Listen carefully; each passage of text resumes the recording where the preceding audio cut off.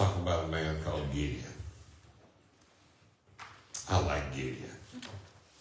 I like Gideon a lot. But the other week we were talking about Gideon. We were talking about he was in a wine press and he was grinding out and making flour, making stuff to eat. You say, well, it said it done at night, didn't work third shift. No, he didn't work third shift, he done that. So they wouldn't see him doing it, so they'd take their food away. How many of y'all ever work third shift? I did too. And I liked it better than second, but we won't go there. But anyway. Oh, yeah. Anyway, Gideon was doing this. And God appeared to him. He said, God, Gideon, what's going on? Great man of valor, Gideon. And he said, Gideon, I'm going to use you. This is a Beane translation, y'all, if you want to know that. He said, Gideon, I'm going to use you, but you're going to have to listen to what I'm going to tell you. And Gideon said, look, Lord, if you're going to use me, let me ask you some questions. That's reasonable. He said, all right, go ahead, Gideon. Gideon said, Lord, if this is a sign that you're going to be with me, look at a fleece sack here. I call it fleece. I like to think about it like sheep's wool or something like that. And Lord, I want you to have the ground wet around it, and I want the fleece dry. Next morning, Gideon woke up. Guess what? Ground wet, fleece was dry.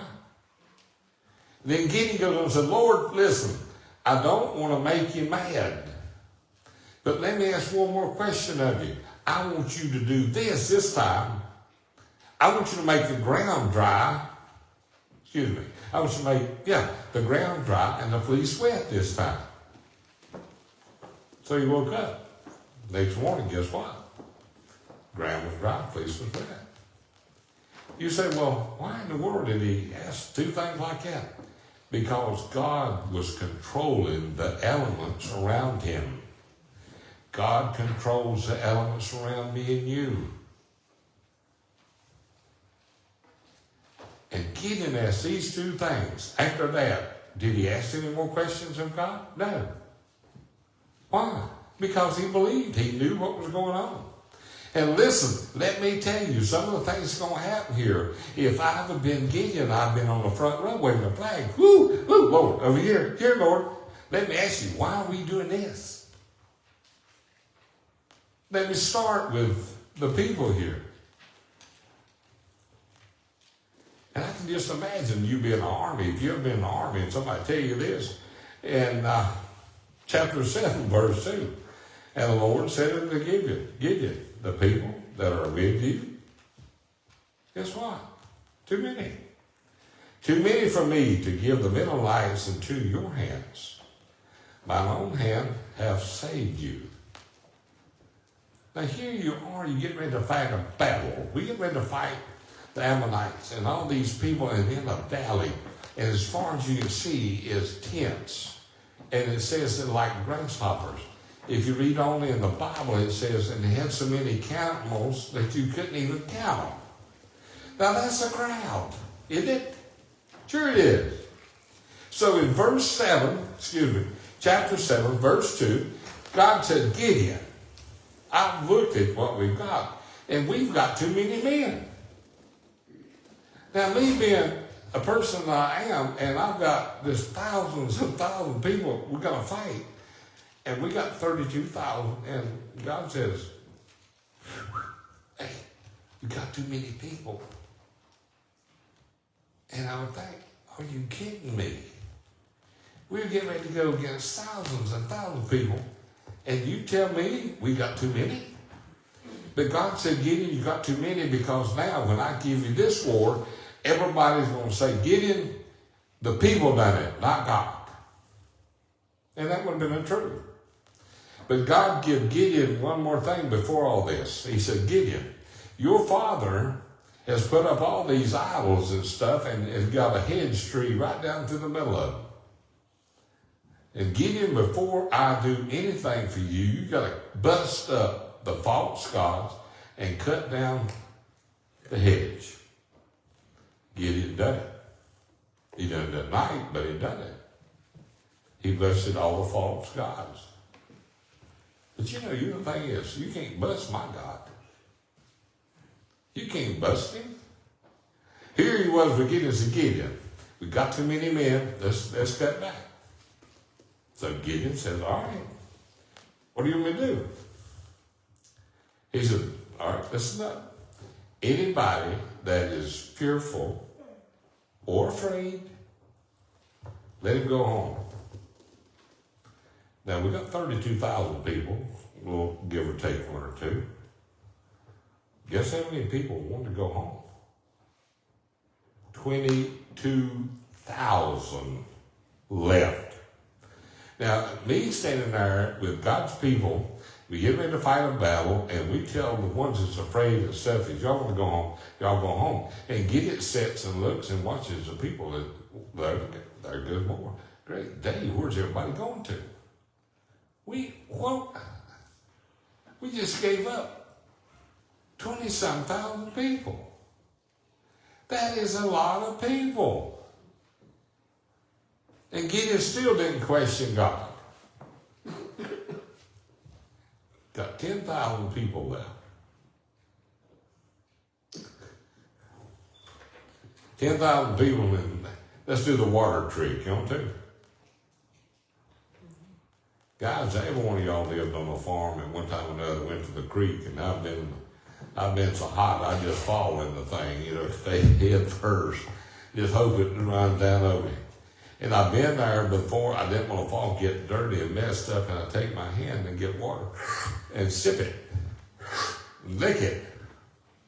Every one of y'all in this country done that, I know you. I mean, took time to push the water off out of the bath water to get the good. So Gideon, God told him, listen, the one that comes in there and keeps her eyes focused on what's going on and laughs like dogs, that's the one you're going to keep. And the rest of them fell down like this and they put their head in the water and they drowned. The enemy could have got them because they had their head down. So God tells Gideon, let me see how many of them done what I asked you to do. We got 10,000. We get ready to go to war. And we find out, guess what? We get ready to lose 9,700 people. And now we got a handful of people, 300. You say, that is a wonderful story, but listen, it's the same story in the Bible that is so true as when Jesus walked on water, when God rolled back the Red Sea. It's the same thing, same story, same book, same truth. And Gideon had 300 men left. I could only imagine me being an army man that I am. I started out with 30-some thousand people that reached from here all the way out to the highway. And Lord, you've helped me cut them down to about 300 people, enough just to burn a sit in this church maybe one time over. But Gideon, again, not one word of criticism, not one word of doubt. I said, Gideon, let me tell you what we're going to do. Let me tell you what we're going to do, Gideon. We're going to surround these boys. In a big valley, what we're going to do, we're going to take 300 men. And we're going to place them all around that big valley. And I'm going to give you a trumpet. I'm going to give you a pitcher and a light. Some of us think it was like a pitcher with a candle in it with a light. I don't know. All I know is God said there was light, pitchers, and trumpets. And when you do what I tell you to do, you holler out and say, the sword of the Lord and Gideon. The sword of the Lord and Gideon are upon you. Now, I don't know about y'all, but I sleep pretty tight sometimes, and I can imagine being a soldier down there in that valley, either in a tent or laying on the ground, and all of a sudden, a light everywhere around us. And all I hear is trumpets coming from everywhere. And hearing the sound, the Lord, the sword of the Lord and Gideon are upon you. And what happened? These people come flying out of their tents. They jumped up out of the grounds with a sword. And guess what they done? They found each other. They found each other. Read on in the latter part of Judges, and you'll find out how Gideon and his people went ahead and defeated the Ammonites and the rest of them. But the story I want you to remember more than anything else is this. Ever what God throwed out at Gideon, he did. He didn't sit and whine. Well, Lord, you just took 20,000 of my people, Lord. I don't know what I'm going to do. He didn't say, Lord, are you sure? God, do you know what you're doing?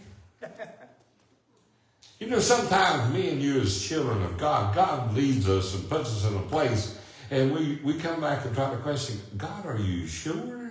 Amen. I told somebody when the Lord called me to preach, most preachers were retiring. I was starting.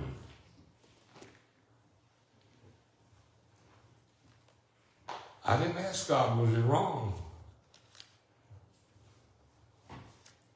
Do you ask God, is it wrong when he tells you what to do?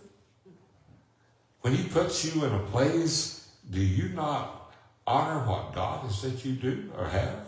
Amen. It's an honor to serve the King of Kings and the Lord of Lords.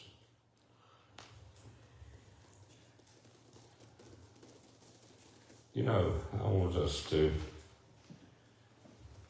sometime when you really got time, like today, if you're reading underneath your bulletin, the purpose of our church. Serve God, serve others. Lead them in a way that's biblically correct. I've been throwing rocks at the last 2 weeks because we got out of such and such a church. Children, I don't bruise too easy when it comes to that. God, the man asked me, said, Ted, how's it going? I said, listen, we done what God wanted us to do. And I believe that just as much as I'm sitting here today. Amen. I do. And God will bless those who bless who? Him. We need to understand that God is still alive and he's still on the throne. And he's still the master of everything.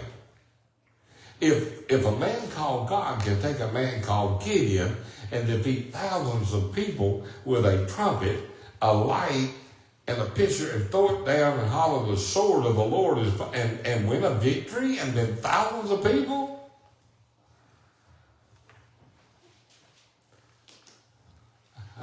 Lady, I'm going to cut off because we got more to go here.